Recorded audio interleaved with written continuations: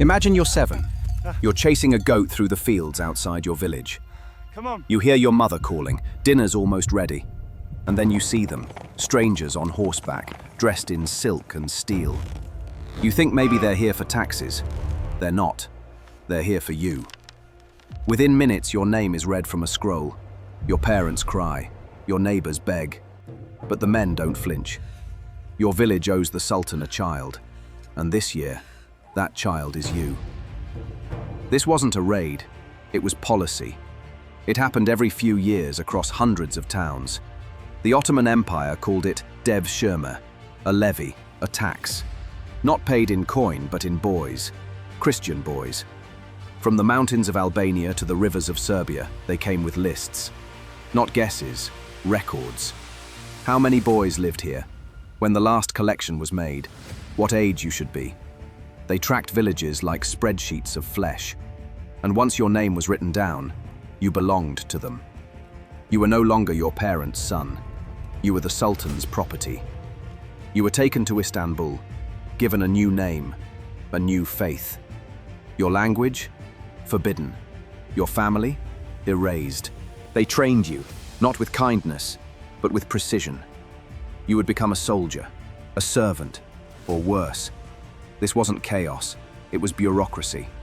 And you were just another entry in the ledger. But that ledger didn't end with you.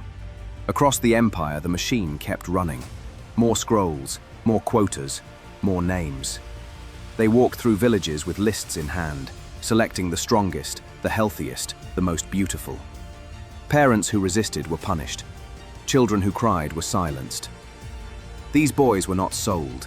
They were absorbed into a system designed to erase who they were and rebuild them as something else.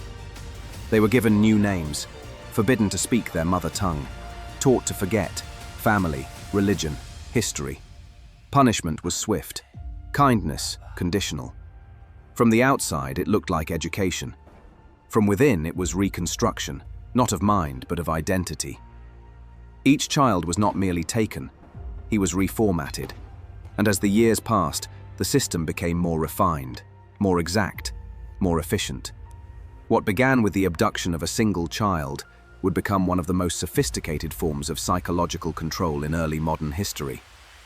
And for the boys inside it, the worst was still to come. They were called Janissaries, elite soldiers of the Ottoman Empire. But before they were warriors, they were children, taken, renamed, and reshaped. The empire called them loyal. But loyalty didn't come naturally. It was engineered. Forbidden from marrying, forbidden from owning property, forbidden from having families. They belonged only to the Sultan. To fill that void, the system offered something else: intimacy under control. Within the Janissary ranks, emotional and physical bonds were not only tolerated, they were structured. Older soldiers took younger boys under their wing. Mentorship blurred into something else. They called it the Chivalry Battalion. It was never framed as desire, it was discipline. Affection was rationed like food, just enough to bond, never enough to belong. The empire knew that soldiers bound by emotion fought harder and obeyed without question. So it created a world where love, longing, and loyalty all pointed in one direction: upward.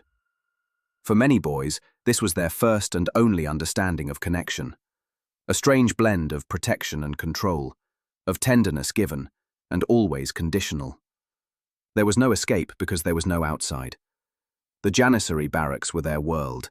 Their bodies, their hearts, their fears, all belonged to the system. What looked like brotherhood was, in truth, a leash. Not every boy taken by the empire became a soldier. Some were too beautiful. They were set aside, removed from the Janissary path, and redirected toward the palace.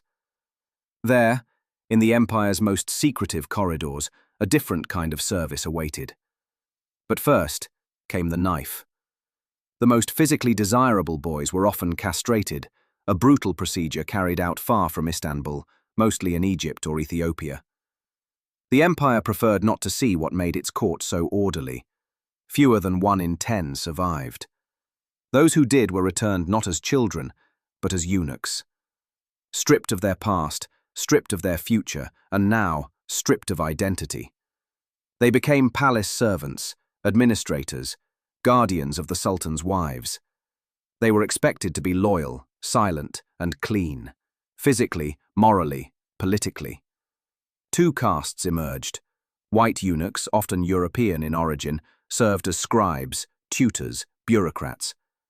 Black eunuchs, many from East Africa, guarded the harim itself. Each had power, but neither had freedom. Their bodies ensured they were no threat to the empire's bloodline, but that same mutilation made them tools, not men. Many were still boys, soft-faced, wide-eyed, and already emptied out. Their names were changed, their desires suppressed. What was left was function, a living placeholder. Some called them lucky for living in the palace, but what kind of life begins where the self is removed? In the empire's private halls, not all performances were music. Some were bodies. They were called kuchek, young boys dressed as women, trained to dance with elegance and restraint. They wore silks, jewelry, makeup. Their movements were soft, controlled, perfect. They danced for elite men, pashas, sultans, ambassadors. But the performance was never just about dance. It was presentation. A body displayed, not just for entertainment, but for desire and domination. The boys were taught how to move, how to smile, how to never say no. They became living ornaments, decorations in a game they couldn't escape. And behind the makeup, fear lingered. Crowds jeered, coins were thrown. Some danced while bruised, others while bleeding. But the show never stopped. There were no mothers to protect them, no names that mattered, just another pair of painted eyes, another night. Some became Tavshan boys, rabbits. Their performances moved behind closed doors, private, silent, forbidden. The empire didn't officially acknowledge what they were for, but it didn't stop them either. They existed in a space outside law, too beautiful to free, too disposable to remember. When they aged out, many were discarded. No record, no resting place. They weren't just victims, they were products. Dancing wasn't an art, it was survival on a leash. They weren't wives, they weren't prisoners, they were assignments. Across the empire, women and girls were taken, some bought, some stolen, all redefined. They came from across Europe, the Caucasus and Africa. Each one selected, observed and ranked. Those deemed suitable were sent not to homes, but to the harem. Behind its gilded gates, the fantasy ends. It wasn't silk and song, it was a system. New arrivals were stripped of everything: names, language, freedom. They were taught how to walk, how to speak, how to please, but not through books. They were trained through silence, reward, and fear. Some were still children, and yet they were told to become perfect women, for someone they would not choose. Inside, power came through one currency: favor. To be noticed was to rise, to be ignored was to vanish. Rivalry was not discouraged, it was cultivated. Girls turned against each other to survive. A missed glance, a misstep, a childless year, all could mean demotion or worse. Even motherhood offered no real safety. The child belonged to the state, the mother to her status, and when that status faded, so did she. Outsiders called it a privilege, but no one privileged begs to be forgotten. This wasn't about luxury, it was about control, polished to perfection. What made the Ottoman system so terrifying wasn't just what it did, but how well it was built. Everything had structure, everything had records. From the villages where children were taken, to the palaces where they were renamed, to the rooms where women vanished, it was all documented. Quotas were issued, preferences were tracked, even emotional obedience was measured. Boys were sorted by potential: soldier, servant, ornament. Girls were graded by appearance, behavior, adaptability. Their fates were assigned by bureaucrats, not warlords.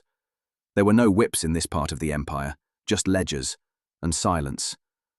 The system didn't just use people, it converted them into resources, and it didn't stop at borders.